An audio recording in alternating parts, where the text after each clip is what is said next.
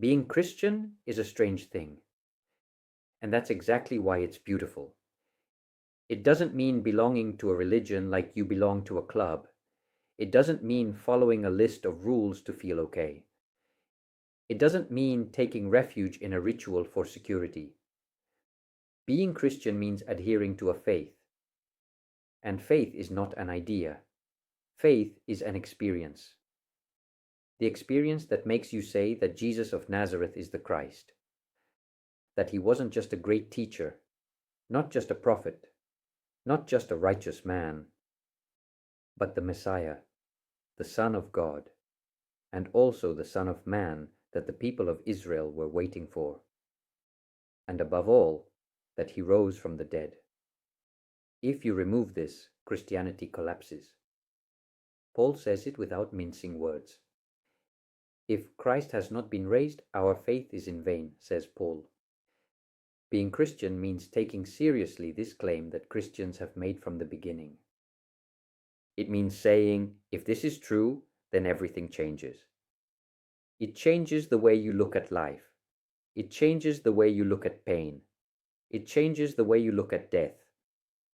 Being Christian means becoming disciples.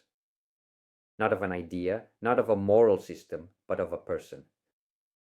Jesus, the most astonishing figure ever to appear in history. A man who speaks like no one has ever spoken. A man who loves like no one has ever loved. A man who forgives while being killed. Father, forgive them, for they know not what they do, says Jesus on the cross. Being Christian means putting yourself behind him. Walking where he walks. Looking at the world through his eyes. And here something surprising happens. Because by following Christ, you don't lose yourself. You find yourself. Christianity doesn't humiliate the human. It brings it to fulfillment. Jesus is truly man, but he is also truly God. And this means something enormous, that the human and the divine are not enemies, that within man there is a higher calling, a spark, an image. God created man in his own image, says Genesis. Being Christian means discovering slowly that this image is not erased. It is wounded, it is covered, but not destroyed. The Christian journey doesn't consist in becoming something other than yourself. It consists in becoming fully yourself. Jesus doesn't come to tell you you're worthless. He comes to tell you you're worth so much that God became man for you. This is the heart of Christianity. And this makes it incredibly beautiful. Not an escape from the world, but an incarnation in the world. The Word became flesh, says the Gospel of John. Being Christian means living knowing that life has meaning, even when you don't see it, even when it hurts. It means knowing that evil doesn't have the last word, that death is not the ending. I am the resurrection and the life, Jesus tells us. And from this comes a mysterious strength, a peace that doesn't depend on circumstances, a peace that the world cannot give. This peace cannot be explained. It is encountered. It is the first great fruit of the encounter with Christ. But there are many others. This faith, so personal and mystical, has also generated one of the greatest civilizations in history. We'll get there. There is an enormous misunderstanding about Christianity. Many judge it only from afar.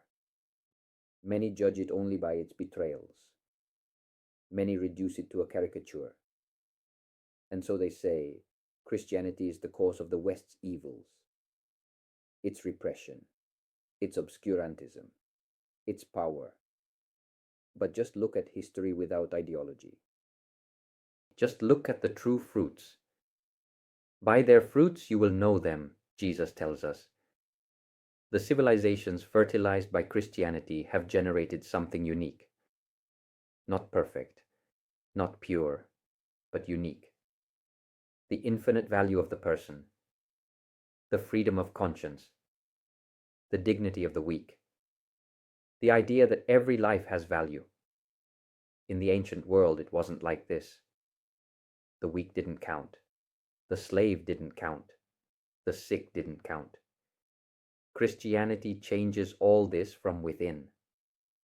What you have done to one of these little ones, you have done to me, thunders Jesus. From this, hospitals are born. From this, universities are born. From this, the idea of care is born. From this, the idea of education for all is born.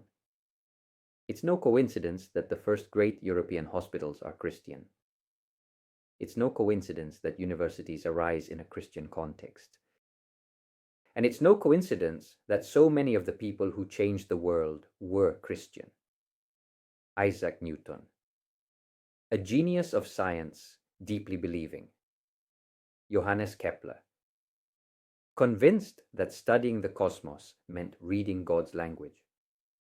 Blaise Pascal, scientist, philosopher, mystic.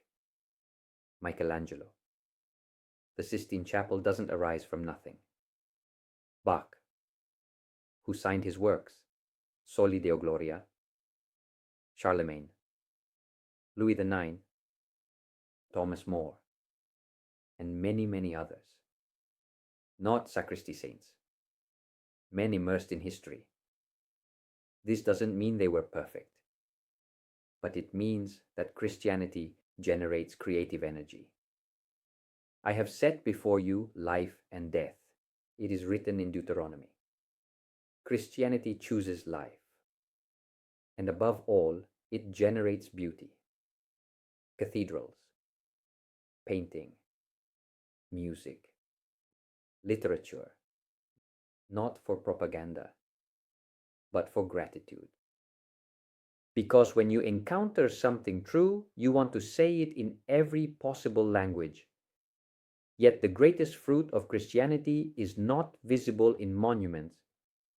It is invisible. It is inner peace. That peace that is born when a person encounters Christ, when they stop running, when they stop pretending. Come to me, all you who are weary and burdened, and I will give you rest, Jesus assures us. This peace is not enthusiasm. It's not euphoria. It's depth.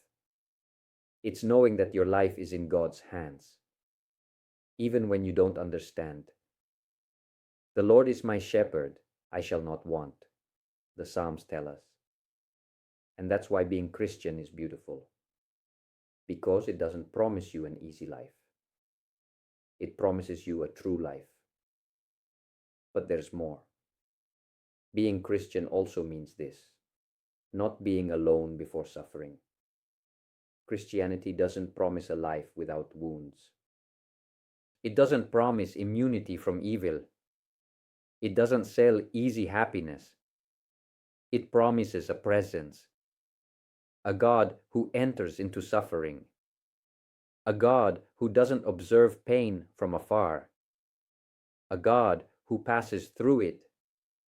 The cross is this, not a scandal to hide, not an accident along the way. It's the place where God chooses not to escape.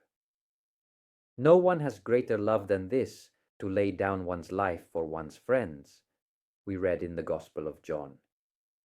Being Christian means knowing that suffering is not useless, that no tear is wasted, that no wound is invisible. In Christianity, evil doesn't have the last word. Death doesn't have the last word. Failure doesn't have the last word. The last word is resurrection. And this changes everything. It changes how you face fear. It changes how you look at time. It changes how you live daily life. Because if Christ is risen, then nothing is definitively lost. Christianity is not symbolic. It's not a consoling myth. It's not a nice moral fable. Either Christ is risen or everything collapses. And it is precisely this radicality that makes it so powerful, because Christ is risen. Being Christian means living with your gaze beyond the surface, knowing that what we see doesn't exhaust what is, that the invisible is more real than the visible. We fix our eyes not on what is seen, but on what is unseen, Paul tells us. Christianity educates the gaze, trains the soul, expands the heart. This is why it has generated art, cathedrals, music, painting, from Bach to Michelangelo, from Dante to Giotto, from Pascal to Newton. Very different men, united by the same intuition, that reality is intelligible because it was thought. The glory of God is man fully alive, says Irenaeus of Lyon. Christianity doesn't despise the body, it doesn't despise matter, it doesn't despise the world. It believes in the incarnation. It believes that God said yes to the flesh. And this has changed history. It has given value to the life of the individual, of the weak, of the sick, of the child. It has founded hospitals, universities, charitable institutions, not for ideology, but for imitation of Christ. Being Christian means letting yourself be transformed slowly, not becoming perfect, but becoming true. It means accepting a journey, falls, new starts, daily conversions. Whoever wants to follow me, take up their cross daily. Every day, not just once. Christianity is not an event, it's a relationship. And that's why it gives peace. This peace is the sign, the silent sign, the unmistakable sign. Whoever encounters Christ knows it, not because they understood it, but because they experienced it. And so, yes, being Christian is a most beautiful thing, not because it makes you better than others, but because it makes you more human. And more human means more true, more alive, more free.